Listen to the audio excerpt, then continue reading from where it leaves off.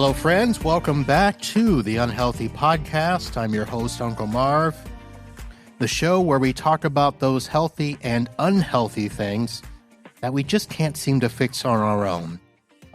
Today, we're talking about something a lot of us quietly struggle with, staying healthy while we're responsible for everything else, business, family, life, specifically us men. And this is actually a situation where I am right in the segment, the target audience for our guest. My guest today is Coach Brian Pirana, founder of The Call to Rise, a fat loss and lifestyle empowerment program for busy men over 40. Brian, you actually put an emphasis here on especially husbands and fathers who feel like their health has slipped while life got busy. So first of all, welcome to the show.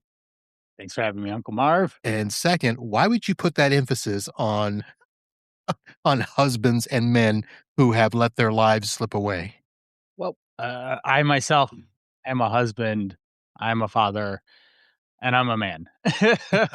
I'm 43 years young, and this decade seems a little bit different than other decades of my life. The 20s, the beginning of my 20s, how far do I need to run today? That was the hardest question that I had to answer for half of it. Yeah. Then I got into business in the later 20s, and then the 30s was felt really good with business. Certainly, there are different iterations of how I present myself in terms of being a personal trainer or gym owner. Then I shifted into online coaching. And now moving into my 40s, wow, life is accelerating and the responsibilities are stacking up even faster.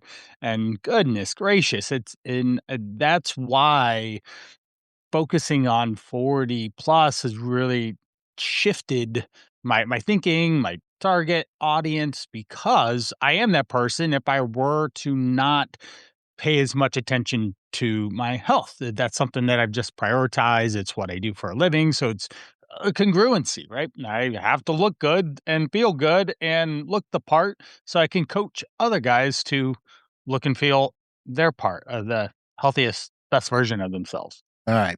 So let me start with a couple of basic questions. First Do of it. all, were you an athlete growing up? Yes, I've always been an athlete. I've always been in motion. Okay, but No, does that mean like sports in school, high school? Did you play football, run track, anything like that? yeah, let's break it down quickly. So, played baseball when I was in youth, and Okay. I was kind of afraid of the ball. So, and I never wanted to go up and swing the bat in a sense. I always wanted to hit the home run, but I didn't want to get hit with the ball, right?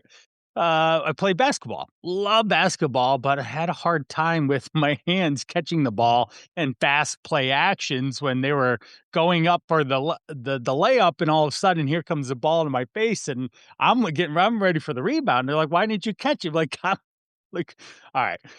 So I started running. My Okay. One of my best friends still today, Dan Smith is his name. I saw him today is what, Tuesday. I saw him yesterday. So we've had a lifelong relationship. And he invited me out. We did band together. He invited me out to run. He was running cross country. I did not.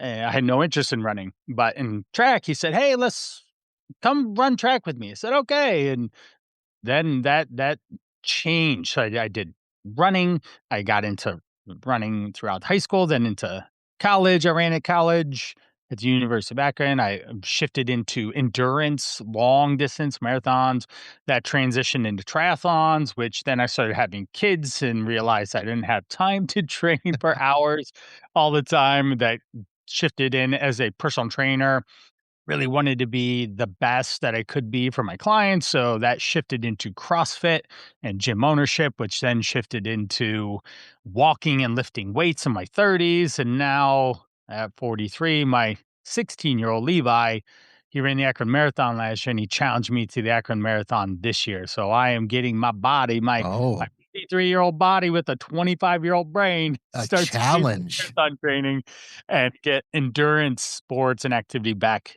in my life. So Okay. All there it right. is. Well, I will let the audience know. I've said before I was an athlete. Most people never hear the full story. So, football, basketball, track, all Yep. throughout my junior high, high school years. Almost played in college. Okay. That's how good or how not good I was, depending on how you look at it. Right. But did continue to play basketball recreationally, but not your typical, rec league, gym run. I Okay. found guys that either played ball in college, high level. So I played with them all the way up until age 48, Wow. until I said, I'm guarding a 24-year-old, a dude half my age. What am I doing? Right. And I said, that's it. I'm done. Right. And I've always said when I was done with sports, I would just walk away. Mhm. Kind of like what I've done in other areas of my life. It's, I have a season. When that season's over, I'm done. I don't look back and wonder what could have been or anything You like. played that one out pretty far. Yeah. Most people quit after high school, so well Uh, done. so I get the, always an athlete stuff. Right. Um, and I did play through my 40s and I felt the difference Of in course. my body. Probably not like other 40-year-olds who are not as active. But I imagine that for a lot of them, it's I not that it's abrupt, because I think most of us as we go through life, things are gradual. You don't Uh, just wake up one day and it's like, "Oh, my body doesn't function like it used to." It's like, you know, a year ago I could do this, 5 years ago I could do this. right. When you're meeting the guys in their 40s, how do they explain to you their changes? Exactly that. They identify with a high school athlete. That's that identity piece of, yeah, I used to work out and all this stuff. And maybe they did in their 20s, but then we start to see the unfolding of life, of college or career paths and family and then kids and home ownership and car ownership and responsibilities. And then I totally get it now, being 43, what midlife crisis is. You're like, what in the world? And the average male age is 76 is when like we're done here on average. So you're like, holy cow, what's going on? And if especially in those last that 30, 35 to 45-ish, and that things aren't going well, and, like, health-wise or any other, I can see why you have this abrupt wanna change something because you realize, "Okay, I might be 40, 50, 70% done with this life, and I need to take some action." And that I mean, I think of that a lot now, and I told you what I thought when I was 20. How far am I gonna run today? Yeah, yeah. So, okay, I just had another question pop in my head, so forgive me for Oh, sticking on no, this let's do point. it. So if I'd have met you at 48 Yeah. or 49 or even 50, you're just now 43. The question becomes, okay, you probably haven't experienced all the things in the 40s that a lot of us others have. How do you respond to that? Well, I've been coaching people for since 2002, Okay. standing in front of them, talking to them, and my personal training job when I first got into it, I was at a higher end club in the area, and I exclusively did personal training, and that created, there's a level of capability to be able to afford personal training once, two, three times a week. So I was working with 30, 40, 50-year-old business professionals, male, female, and talking with them every single week, had relationships with them, and I understand and I understood what they were going through, and then how do I help this person? So the whether I'm 43, I don't think it really matters because I've my oldest client was 84, and Oh, wow. I've worked with young, old, healthy, sick, chronically ill people who know a lot about this, who don't, who think they're busy, who are busy, who that they own businesses, they are stay at home. It doesn't matter.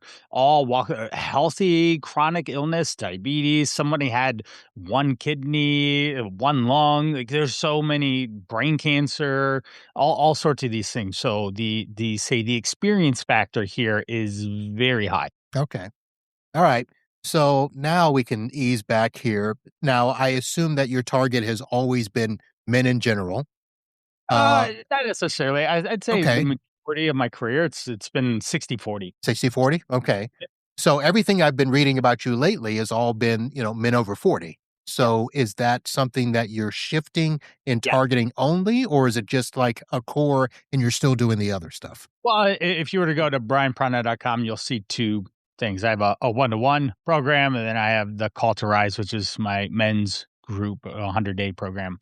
And they serve a little bit different functions. Of one's a one-to-one, and the men's is more of a men's group, but it's a 100-day, and there's still a significant amount of one-on-one opportunity in there. But it's the container is that you're going to be around other men that are going through the same challenges that you are, because they literally every single guy in there is having basically the same problems.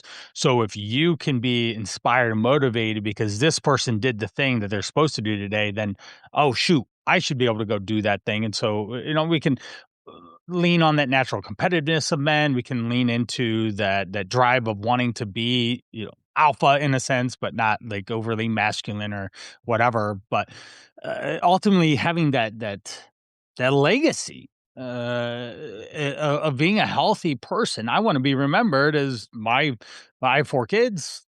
My dad was always healthy, fit, made great choices, still had ice cream with us, but we did so many fond memories of my father being in my life. Okay.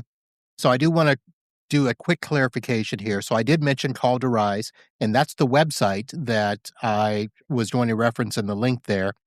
First thing I want to tell people is don't just go look for Call to Rise, Yeah. because if you go to the YouTube channel, it's going to come up to a rock band from the Netherlands.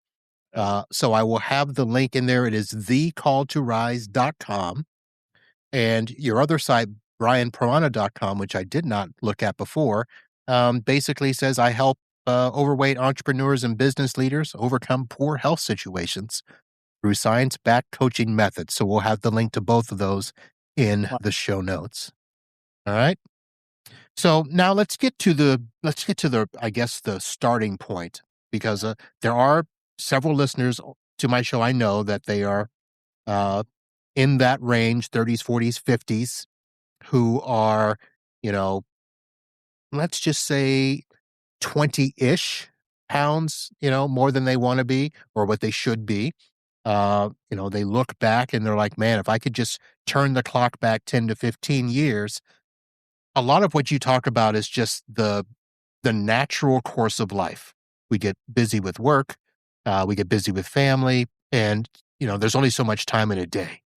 right. But as guys come to you and get to the real root of what's going on, what are some of the common things that you hear beyond those life things? Right. Well, we'll certainly say that everyone I've ever worked with is BUSY, capital B, capital U, capital S, capital Y, right? They're busy, right? So that is a context of it's all relevant and relative to their own life. But some of the other challenges that they're having is their own health. 20 pounds overweight can put you into that category of being significantly more likely of chronic illness, diabetes, high cholesterol, high blood pressure. Those are cardiovascular heart disease type things. And not a single person wants to be a walking heart attack or a diabetic and have to measure their blood sugar levels every day or poke themselves with needles for insulin or whatnot. Not fun. And so those are some of the challenges there. They have the genetic and hereditary issues that might be going on with however their father was. A gentleman I spoke with even yesterday, his father was over 400 plus pounds. And so there's this huge identity piece and this nuance around how his father took care of himself and how he should. But he was 260 pounds at 5'9".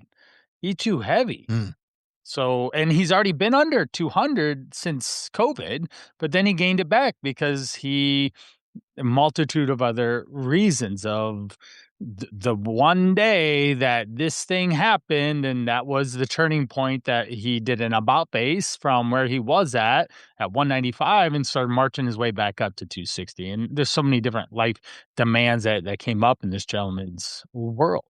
Um, You've got kids. There's gentlemen in my program. There's two of them right now that their teenage boys are giving them a run for their money, and putting up a lot more challenge. Fortunately for me, my kids are generally pretty good. They get good grades. They're active in sports and activities, all these things, and I haven't had to experience, say, some of those challenges. But Right. that parent father factor is definitely there, and to help to take care of in my house, there's 15 relationships that I'm managing, in a sense, with all my family members there.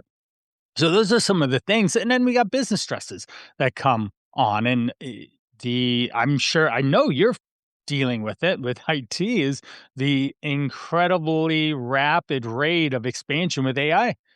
Yeah, how can you Well, keep up, yeah, right? you As can't. human, we really can't. We're not adept to be able to do that, and it's life in plaid. If we've ever seen the movie Spaceballs, and most guys could raise their hand to that, but we're going in plaid speed, not light speed, but plaid speed, and so those are big challenges that are showing up in men's lives, or maybe even a relationship with their partner, spouse isn't as good as it could be, in a sense, and it can all circle back to their health not being a focal point of taking care of themselves first to be able to take care of all those other responsibilities in a sense. Mm. Yep, it's a lot, and life moves fast, as Ferris Bueller would say. Um, going through that. So now let's get to the core, because a lot of what you talk about isn't much different in terms of simplicity, the way we understand stuff. Yeah, move more, eat less, but there's a little more to it than that. You talk about the fact that men over 40, of course, can, lose fat, reclaim energy. And then you talk about the levers that matter most. And I guess it's four, Yeah. four tiers that you talk about. Core four. So we've heard this on your podcast. I've listened to a couple of them and heard the same nuance of we have nutrition, we've got fitness or movement, exercise, however we want to. I like to say just movement because it can quantify from just walking to actually getting into the gym or playing sport or whatever. We've got hydration and sleep. Those are the core four that I see on a regular basis. And there's systems and processes that are individualized to every single person, but the general protocol is built around science backed information that gets distilled and implemented into the easiest way possible for that person. And that's my job as the coach, the lead of the team of me and my client to lead and guide them to making the next best choice amongst all the crazy that's going on so that we build sustainable systems and processes from the very first day moving forward. Now, out of those four, is there one that kind of moves the needle faster than any of the others? Well, certainly we could always say sleep, right? Humans are Okay. the only creatures on the planet that break sleep on a regular basis. They just won't go to bed. They won't rest. Why? Because life is implied. Well, and there's late night TV and Yeah, doom scrolling now, right? That was never a thing when I was growing up, yep. but there was late night TV when I was growing up, or video game. Well, the list goes on. And so sleep is obviously a low hanging fruit one, but I spend a significant amount of time talking about nutrition. Most guys can identify with doing some level of activity, whether it's walking, going to the gym, playing some type of a sport, or biking, or walking the dog more. Those things can have a profound impact. In fact, the story Andy was in my program from it's like September, October through the holidays. This guy lost 38 pounds in the 100-day program. And one of the key things that he cited was he walked 10,000 steps a day. And as my oldest would say, Levi would say, he locked in to doing 10K a day. And that had a profound impact. We even talked about it on one call and it hit me like a light bulb. He said, I'm in my 89th day of 10,000 steps. Uh, Brian, I'm about to take 1,000,000 steps. I'm like, holy cow, this is amazing. You're right. 10,000 times 100 days is 1,000,000 steps. And if you would have said that, hey, we're going to take 1,000,000 steps, he'd be like, that's impossible. But because we broke it down into smaller chunks of 10K a day on average, and then figuring out how to break it up into his day to day life, then he could move more and fit it into his schedule. And he actually found it to be even therapeutic to be able to escape the challenges and the busyness and all the things that are going on. But so that one's easy, but nutrition of helping guys understand what quality food looks like, what a balanced meal looks like is something that I've almost exclusively been talking about for the last 12 years. I wore a nutritionist hat for a long time of coaching people through making better nutritional choices. Hmm, interesting. So, of course, yeah, you're right. All the stuff you just mentioned, we've heard in some form or fashion before. Um, Everybody starts off with the intention of doing all of those things. But I like to ask the question, in your experience, the people that you've talked with and stuff, where is it that we're making the most mistakes? Because a lot of us start, I'll give an example Yeah, yeah, please. 10,000 steps. Okay. I'm like, that's probably not happening with me. Right. I bought my, I I bought, heard your Rincon and yeah, I bought the Rincon. Now those it measures 6,000 steps. on And I'm average. like, all right, I'll start with that. Yep. There are days that I hit it and days that I don't. Now, I didn't put a goal to myself, so I don't have, Right. 100 days that I'm, shooting towards and stuff. But I imagine that if I did, there would be a day that I wouldn't hit those steps. Now, me, I would probably push on and, make it happen. But I know a lot of people, they hit that first failure and they're done. Yeah, yeah, yeah. And in my estimation, it's not a mistake, but people treat it like that. But what are Oh, some of the mistakes that you're seeing where we're selling ourselves short? yeah, that assuming, right? What do they say about assuming, Yeah. right? So, Uncle Marv, what happens is people assume that the experience is gonna be a certain way, because of past relationships with nutrition or tracking or clean eating or over exercising or your 48 years of playing basketball and whatnot. These are the context that I have to understand of this person and meet them where they are. I like a phrase that I've used. I haven't really heard it anywhere, but middle gear mentality, because we do the all or nothing and we white knuckle our way through all this as men, and we got to toughen up and buck up and all those type of things, and we really don't. We have to figure out some form of 3 layers of moderation, balance, and flexibility to add into this lifestyle to be able to create a middle gear approach of, okay, you didn't hit 10K today, that's fine, let's just keep moving on and adjust. Okay, let's look back. Is there an opportunity that you could have, say, taken another break or invited someone out to do an activity instead of whatever it was, say go for a walk? And then they start to think about, "Oh, okay, I could have done this, or I could have taken a break here," or whatever, and that allows some introspection in the process because it is a coaching relationship, and when the coach leads and asks great questions, then we can get this person to change their mindset. So, assuming and thinking the process is gonna be, there's another story. I remember this guy was down 25 pounds in 3 months, and he told me after, he said, "Brian, I was ready to go to battle. Just not eat for 3 months or whatever, not eat carbs or not da da da da." And I just met him where he was. I gave him education along the way. I answered his questions as he had them. I gave him logical answers that fit into the context of his day, then got him to agree upon, "Oh, this makes sense. I can take the next step now because I everyone fails. I already come to the relationship knowing you're gonna fail, so it's okay." I spend so much time talking people out of their failures, and that's one thing that I've really spent pretty much the last like 15 years is the very first thing I ever talk about on a client call is successes. Tell me what went so well. I know you're trying so hard. Tell me. Let me hear it. And then they tell you about all the triumph and tribulations and the challenge that they were able to overcome.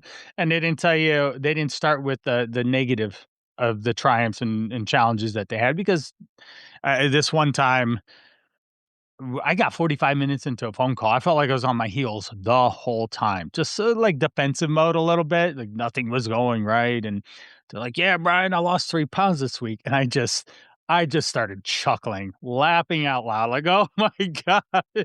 Like, Uncle Marv, why didn't you say that in the first minute of our conversation? Because I would have had such a different context to our conversation. So whatever you just said for the last 45 minutes, I'm dumping it out my ear here because it doesn't make any sense that you shared all these. Yes, that's live, but you are winning. Good job. And so it totally Mm, changed the rest of the call. But yeah, so that's the biggest misnomer, especially for guys, because you really gotta force and brute strength and all this. yeah.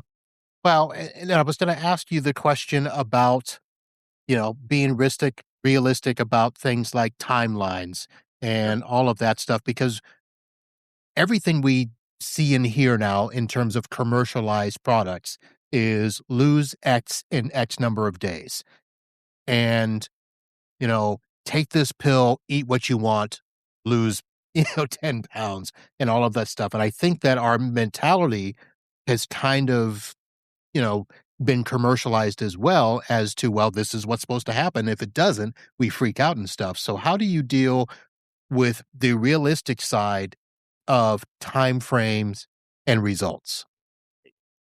Oftentimes, people have already come to me of having lost whatever pounds in the first week or 3 and then totally flopped and gained more weight back. I see that on a regular basis. Even the gentleman I talked to yesterday, he was he was 250, got down to 195, now he's 267. He's not in a good spot, right? He needs to take some action or things Can will I get.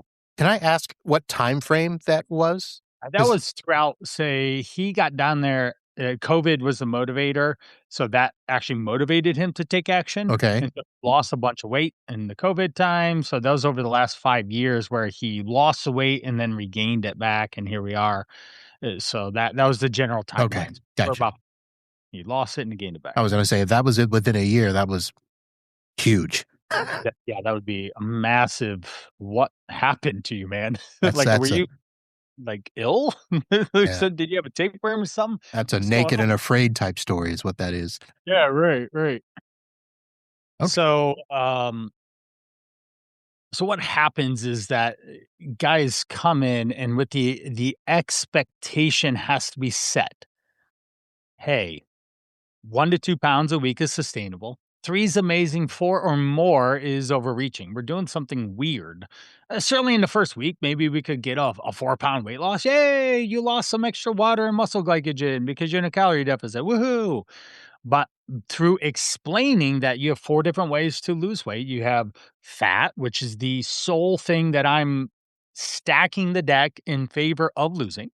You have muscle glycogen, they're intertwined. Muscle glycogen is stored carbohydrates in your muscles. Think of gasoline in a gas tank of a car. It's your go energy. And when you deplete your gas, when you drive the car around and you use the gas up, then the car weighs less when the tank is empty. Same thing with the body. If you're not eating carbohydrates, you can do a keto or whatever, a low carb diet, and you don't eat carbs, and then you do, then you refill the gas tank, and sometimes you overflow the gas tank, and your gas is shooting out the car and getting all over you or the ground, and the people think the gas station's gonna blow up, and the gas attendant is just like annoyed because now they have to go clean up and all that stuff. But and your car's all hot mess because gas all over it, and that extra overflow of gasoline is stored body fat, belly fat in a sense, and then there's muscle.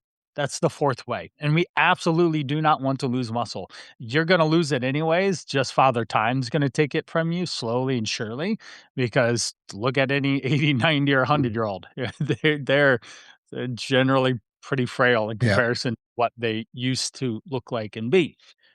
So we want to protect muscle as much as possible. So we have to be in an appropriate calorie deficit to target fat by using nutrition, exercise, sleep, water, time management, stress management capacity or tools in our toolbox to maximize that. And I don't want someone losing water. I do not want someone burning up muscle glycogen because they'll just have no energy.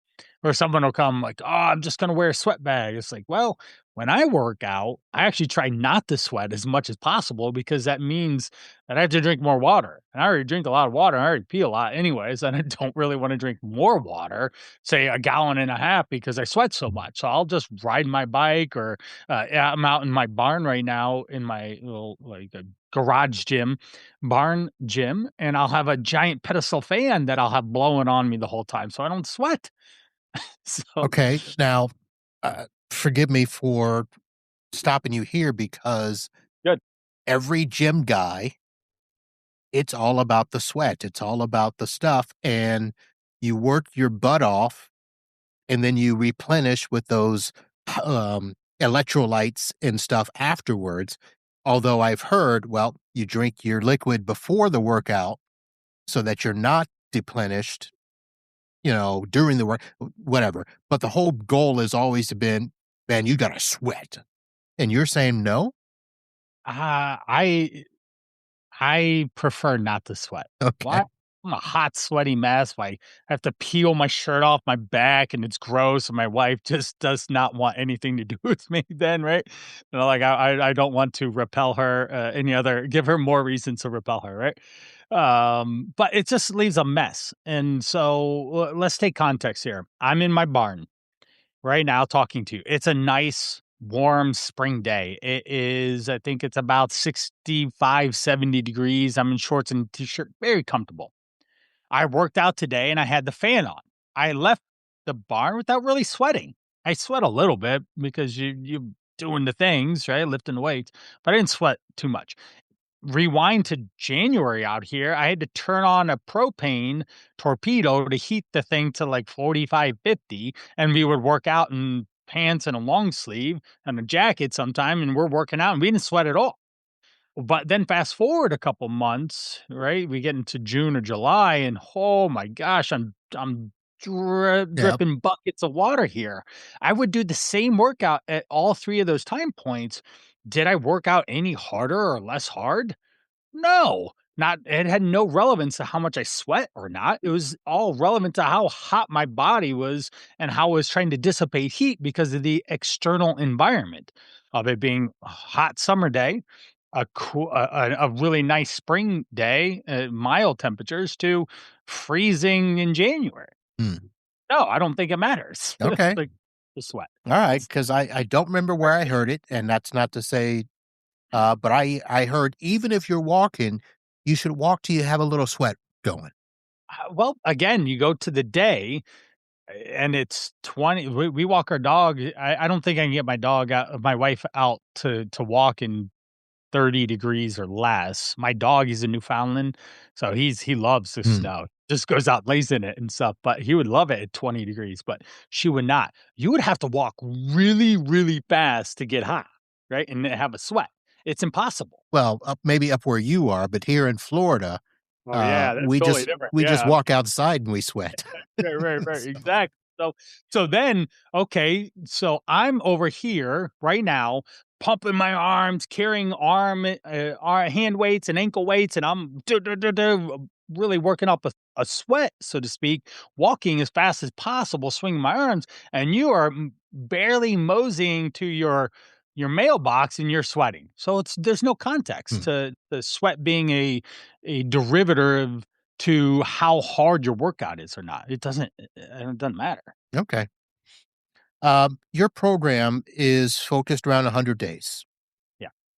Why 100? It's a nice big number, right? Okay. It's a strong number. It gives a very definitive deadline. There's a goal.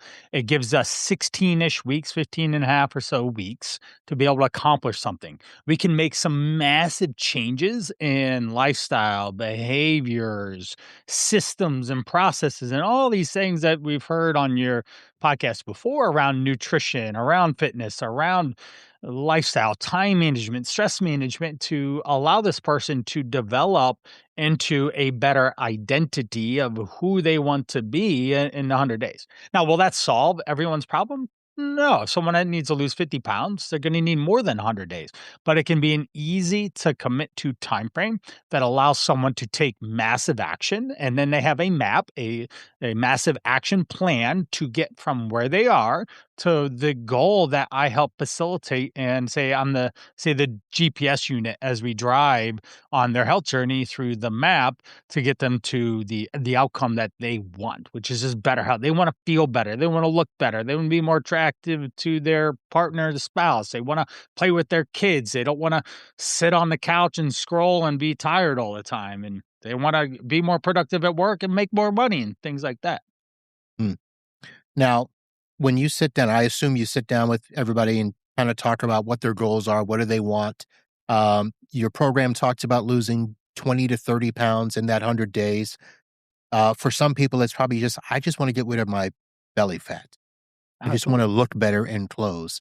Um, do you have programs that you can structure just around those types of things, or is it pretty much the same program with a little bit of variance? Well, everything is highly customized to the Okay. individual because every single person is different.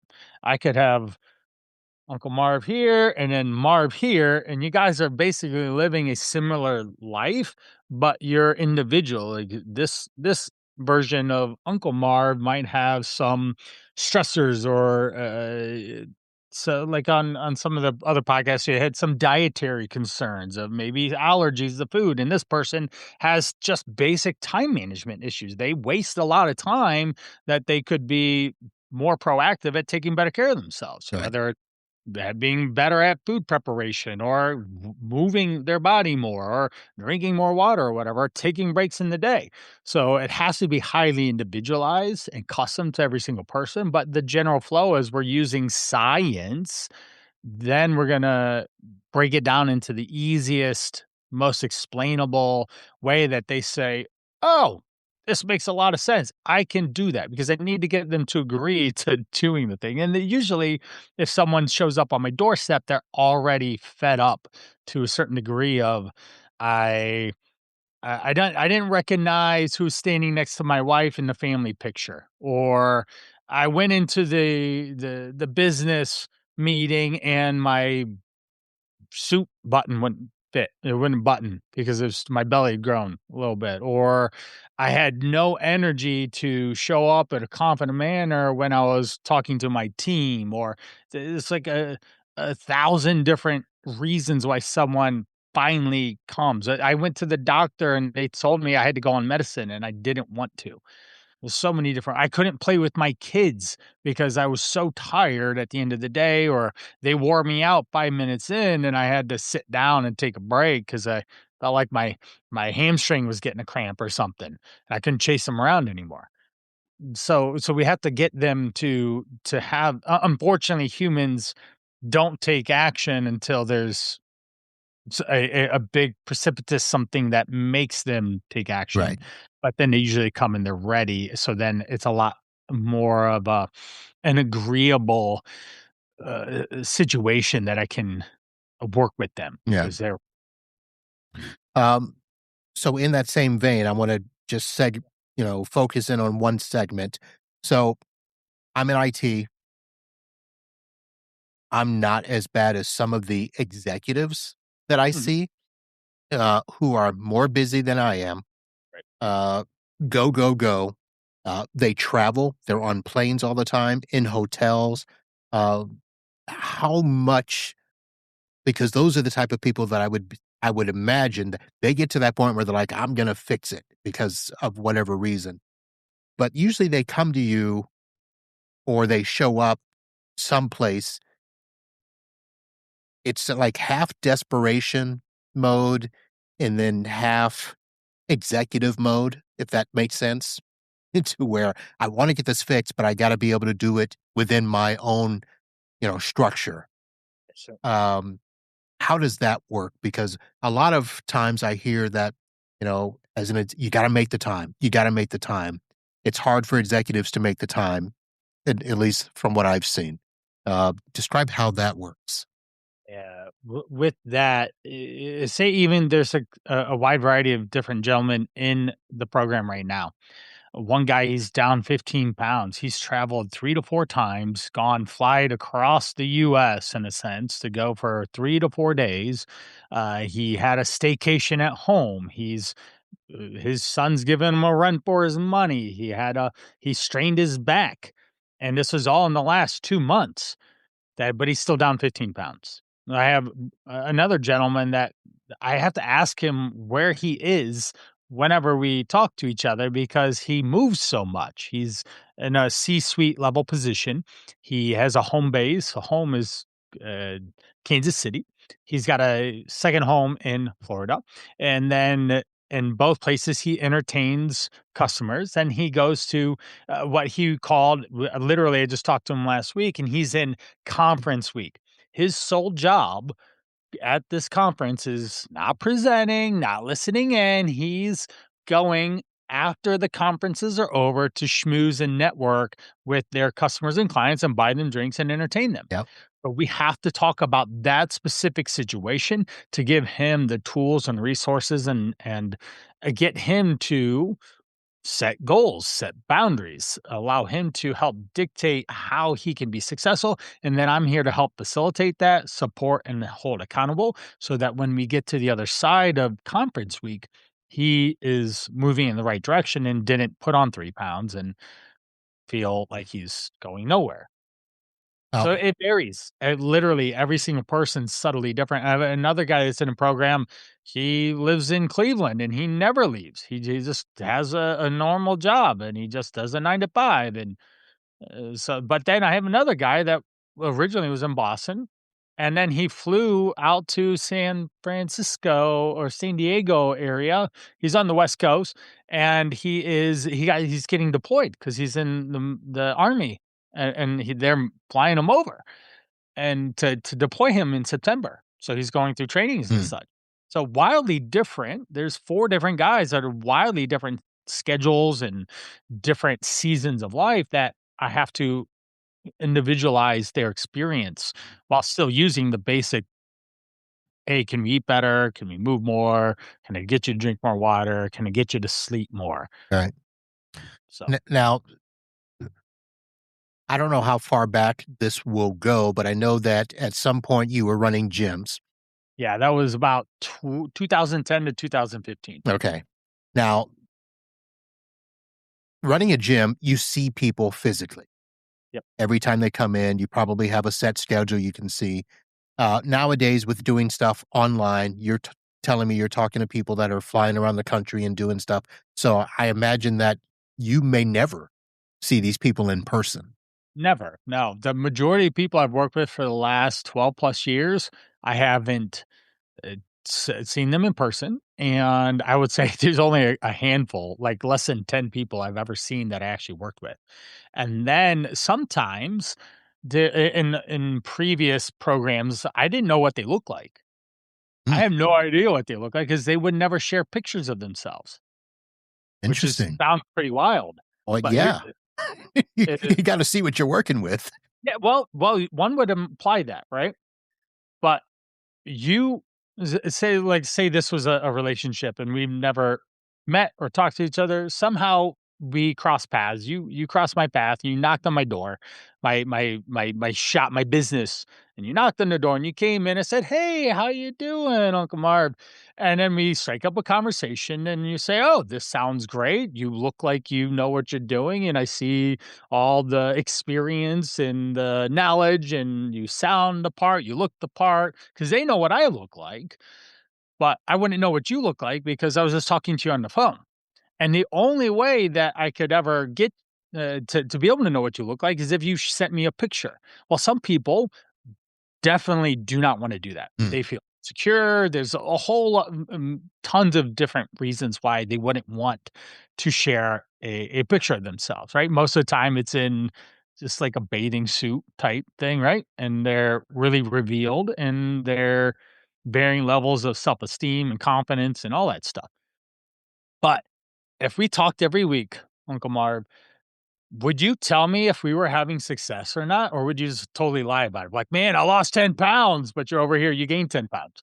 There's no way that you gave me money and you've been working with me for weeks and you would just be lying through your teeth saying that you gained weight for weeks on end and not tell me that you had challenges and problems because humans default to negative.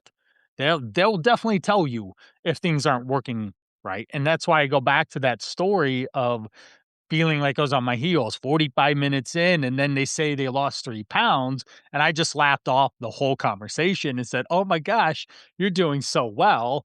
How about we rewind and unroll all what you said and look at the positives here? Because people will tell you. And so that's how I've been able I literally have listened to thousands of conversations. So I hear the words they say, the language they use, the tonality of their language, the speed of it, what they're doing. Sometimes I had a guy that I talked to today, he was running while we talked. Cool, man. You're out getting your movement in. Awesome. Let's talk. Whereas other people are driving or some to have distractions in the background Yeah. or they're in the office. Oh, hold on, Brian. I need to go to the office meeting to have a private conversation with you or whatever. So like through the power of listening, now my clients, you'll get a good chuckle out of this. My clients say I listen really well. My wife, she disagrees with that statement. Oh my. I have those same conversations. So Uh, there you go. I have for the majority of my online career, I have not seen the people, but they will be wildly. They'll share about their successes and testimonials and all sorts of different things. okay. Yeah, one place where I found them, I have hundreds of 5-star reviews. People showering me with compliments of Brian was so supportive. He helped me. He kept me accountable. He taught me things that I didn't know about food, or he helped me this, that, or the other. So, So now that you've talked about all the good stuff, I'm going to ask you about any of the bad stuff because there's got to be please. some times in your own life. You mentioned you're a father, you're going through it. So you have to have some of the same experience with us where some days it just isn't right. You know, you just whatever you do, you can't get the mind frame or something gets in the way with scheduling. I mean, 4 kids, right? Yeah, 4 Yeah. kids. So your life can't be your life can't be on a clock the way you wanted to all the time. How do you deal with it personally, and how do you share that with the people you work with? Yeah. Humble brag, Uncle Marv. It's like 95% amazing. No, I'm joking. As long as Right? you didn't say 98. Yeah, exactly. I got 5%. No. I hold a glass half full perspective. I hold that the sun is always shining, even if it is a cloudy day, because it's literally light out, right? So the lens at which I view life is through an optimistic mindset, an opportunity. I'm a very opportunistic person. I'm a go, go, go. I'm over here trying to run and keep up with the plaid in a sense, but I trip and fall and sometimes face plant too, right? Because of life. Last Friday, I was going to go about my way doing things in the middle of the day while my wife was gone. She went to Croatia. She's a travel advisor, and we've traveled. My family has been to all 50 states. We've been to multiple countries. So we just got back from a 2-week Peru trip, and South America is our fourth continent out of the seven. We're committed to going to Asia, Australia, and Antarctica to finish out that goal that we had back when we were leaving the Arches Monument of the Utah license plate in Moab, many years ago. But so that day, my wife is gone, and I have sole responsibility for dropping kids off, and there's 4 of them. Now the oldest drives, so he alleviates himself and the second one, the older 2. But the younger 2 are at a middle school. So we have 2 different school districts that we're working with in a high school and a middle school. We get to school at 7:45 like usual, and Maxwell, my third one, says, "I forgot my Harry Potter robe, and I need it before 1." I said, "Oh, okay. Well, Uncle Marv, it's a 15-minute one way. So let's do some quick math. So it's 30 minutes in the morning. 30 minutes before one, and then 30 minutes to go pick them up. So I spent 90 minutes plus whatever auxiliary time. So let's just call it 2 hours of worth of my day just driving to and from to pick them up. And that was a day that I wanted to be super productive in the business or this, that, or the other. And so like that's just one, say, time management challenge or stress management issue that I had there. And there are other times where, hey, my wife and I do a pretty fair job of equally splitting, say, dinner. I made dinner tonight, and I actually asked her just to be a good husband. I asked her on Thursday. I wrote a little note and it said, "I love you" on it, and said, "What could I do for you this next week that can just make life easier for you?" She didn't fill it out until yesterday. I was wondering if she was even gonna fill it out at all, if she even saw it. It was pretty blatant. It was, like, literally on her computer, that I put it there, and this is, like, the first time that I've done something like this, so I'm not gonna say I do this all the time or write love notes to my wife even though I should, right? We all know we should do those things, and I just try and go out of my way because she's, mom of 4 and mom, and she's got a lot going on. So I was like, "All right, what's one thing?" So food. So this week I'm gonna take over dinner. So I had to do that today. So that was very inconvenient to my work life or anything else of being productive there. So that's a mental strain on me of being a productive business guy, but I have to do my job there. But so go back to dinner. There'll be plenty of times where I see on the counter what dinner is, and I'm planning that in my day, and then all of a sudden to get a text, "Call in pizza and get it here in 20 minutes." All right. Yeah. A base. So this is what we're doing for dinner tonight. But this is real life. This is the challenges and frustrations of the things of whether my business is going really well or not so good, or my kids are juggling any range of their emotions going through their teenage years, or someone gets sick, or any of these things highly inconvenience me in my life. But being a father, being a husband, and being a strong provider mentality, I need to shift my focus and support my family at the expense of the other prerogatives that I have or priorities that I have in my life. So I'll have some nights I'm like, wow, those kids, man, they give me a run for my money. Is there a beer around? Can I get a beer or two or something here? Yeah. Or it all happens, but I guess the context is that I am living real life, and I have prioritized my health, and I've been very successful with it. I've been in a 5-pound weight range for decades. Basically, I literally stepped on the scale the other day. I was 1 pound less than I was in 2019.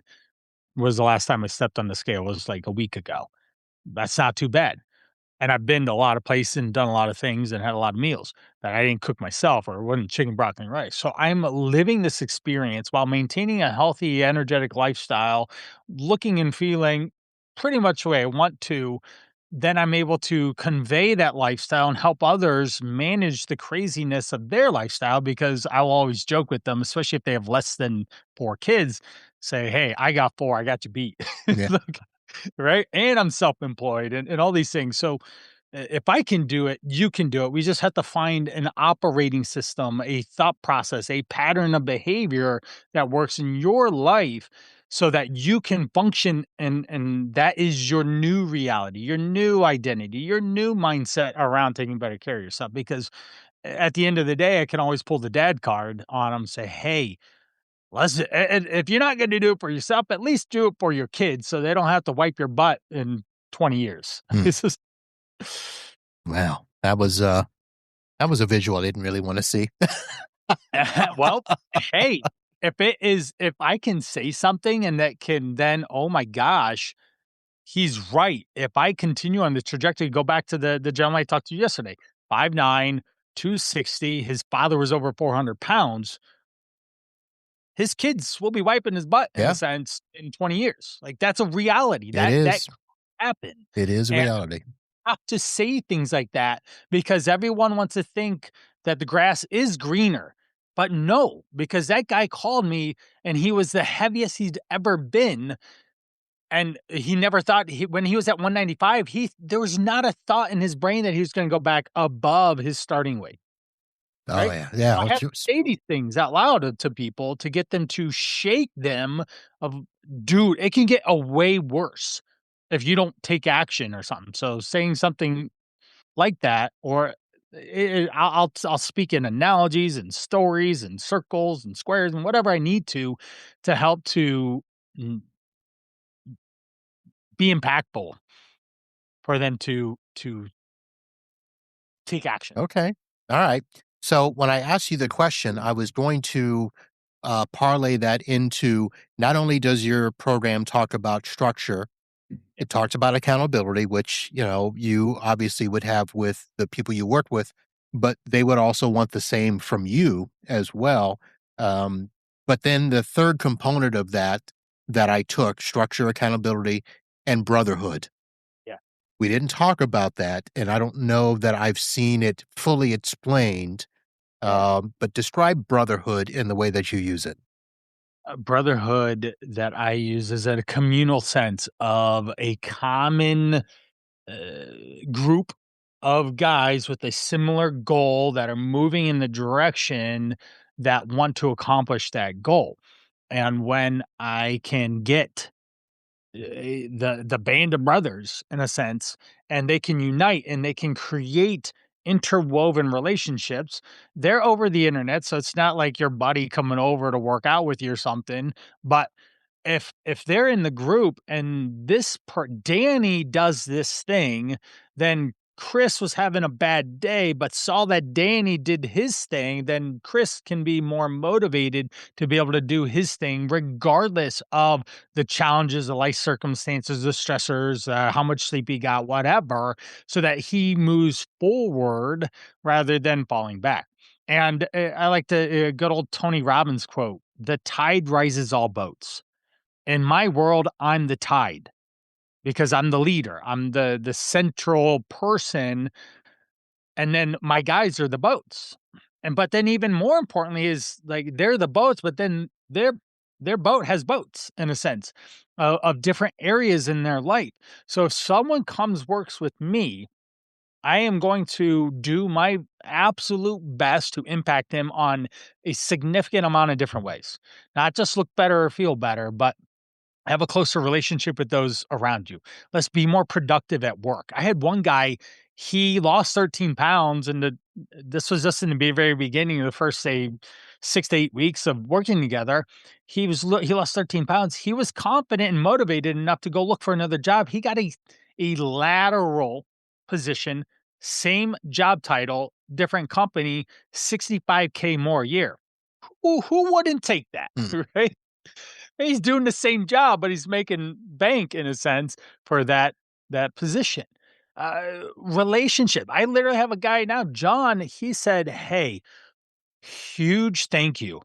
My wife, who was my ex-wife for a couple years, is now back in my life because John, chose to improve upon himself, and I was the tide in a sense, and I was able to impact and we co-wrote, right? Because he's the one doing it. I'm just guiding, but we co-authored the experience to John being a better version of himself and re-attracted his ex-wife back to becoming his wife, and they're living together and they have kids together. And so this is a really good thing. And John's like, holy cow, I am never letting this go again, Mm. because he lived the other lifestyle of being a bachelor and having a dating relationship. And he's like, this is not it.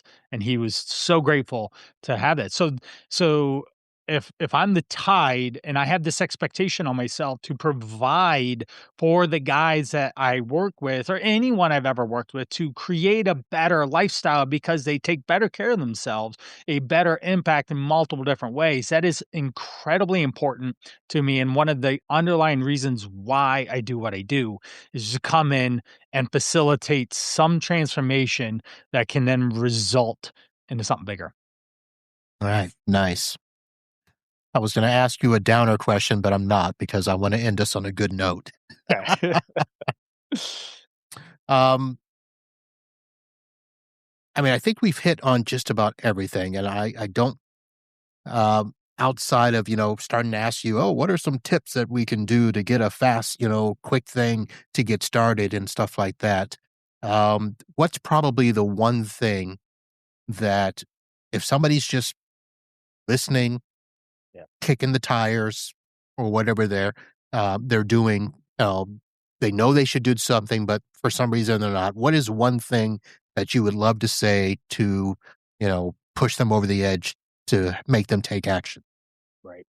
Number one, no matter what, consistently moving in the direction that you want to go in with any area of your life is going to create the best opportunity for that outcome to happen, right? Whether it's in business or like you've been in your IT business for a long time and you've achieved a level of success and notoriety and reputation and all that because you just kept doing the thing. I've been doing this for 23 years. So I have been successful at being able to do that because I've just done it long enough or taking care of myself, whatever. But there's no tip or trick, but I would leave a question for you to think about listening into this. Is this simple question that I ask and frame for people to think about is what's the next best thing I can do that will put myself in a better position for my health? It's that simple because if someone comes to me, we go back to that example that the gentleman I talked to yesterday, 267 pounds. He's made a million decisions that have landed him where he's at throughout his course of his life, right? And he's been influenced on so many different ways of marketing and his father and his mother and all sorts of things that have gotten him there. So it's going to take a little bit of time to turn that ship around and get it back to say that 195, but doing it in a way that he can actually sustain it and not just fall up again because life happened. He had a bad day. He didn't feel great. Someone offered him a McDonald's French fry, and that was the kryptonite that totally took him off track or something. Like, that's all that stuff's gonna happen. So, what's the next best thing you can do to put yourself in a better situation? Because it can totally reset any "I failed," or "I'm gonna just start over on Monday," or "I'm gonna quit and start again in 5 years," or whatever. It just is literally, "Let's just get right back on." And that's what I spend a lot of time doing is just help to get people back on the track and not stay derailed. All right. Well, there you have it, folks. Basically, I'll lead you to the main website, The Call to Rise. That's a place where you can go find about the main program and the Brotherhood. If you like hearing his voice, we didn't talk about this, but Brian also has a podcast, Driven for Health, Weight Loss and Nutrition for Men Over 40. And did we mention the YouTube channel? That'd be at Coach Brian Piranha. Okay. Is find me on YouTube and, basically any other social. Yep. Lose pounds, fix blood work, regain energy. So I'll have all those links in the show notes. So definitely uh, if you're one of us over 40 and need to I fix some would stuff, do that. to go to the Driven for Health, go to episode 53. Yeah. Andy, the guy that started walking more and lost 38 pounds. We'll talk about his life experience working in the program and that it's transforming because we didn't do anything special. I just educated him, got him aligned with his goals, and held him to it. And that is so important because everyone I've ever talked about knows what to do, but they're not doing it. I've just developed a capacity and a way that I get people to do the things that they know they should be doing. It's that old age old question. I'll ask you this, Uncle Marv. You can lead a horse to water, but you can't make it drink. Right. Right? We've all heard that. Yep. So the question is, how do you get it to drink? Interesting. Most horses know how to drink. You just got to get them there. Well, No. it's really stubborn and it won't ever drink. Every time you take it to the water, just try and put its head down there and it just like, whatever, man, I'm not drinking, right? I'm way stronger than you are, right? So how do you make it to drink? That's a good. I do not know that answer. Okay. The simple Answer is that you salt the oats that it eats before you take it to the water source. Oh, you So make when it it thirsty. gets there, it's thirsty. So, for example, in your situation of being so active for so many years and then you stopped, and now you're like, yeah, maybe I should do something. I'm looking for opportunities to salt the oats so that you are self-inclined to move more, to drink more water, to do some the low-hanging fruit first, and then we build in more complexity into it. Can I get you to eat an apple because you haven't had a piece of fruit in a week?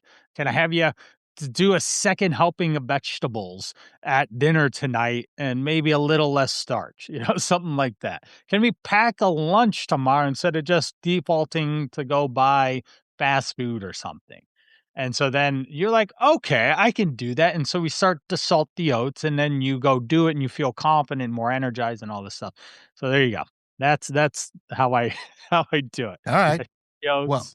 I'll give you a little bit of insight.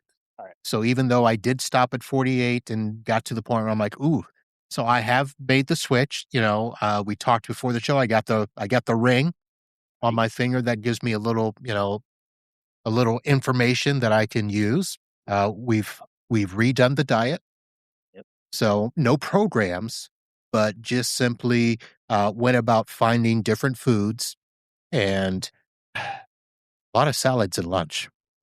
Well, A lot of and salads. salads, I would say this too. Yeah. Salads can be what I would perceive as you saying salad is vegetables on a bed of leafy greens. Yeah, it's a big salad. I don't wanna get people wrong. It's not some little side salad, that we do. This is a big healthy salad. It's got some tuna in there, vegetables, you know, so it's pretty and it's easy because my house is 1,000 feet in that direction. So, my wife works with me so she can go home, make lunch, we do dinner, all that stuff. So, Wonderful. and, And now with salad, we can have it a number of different ways. It could just be, say, chopped tomato, cucumber.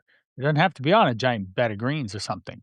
So there can be salad in a lot of different ways. So then we change the perception or perspective of like, oh, I could do it like this instead. And maybe that's a lot more enjoyable than you feeling like you're a rabbit every day trying to eat a salad at lunch, as an example.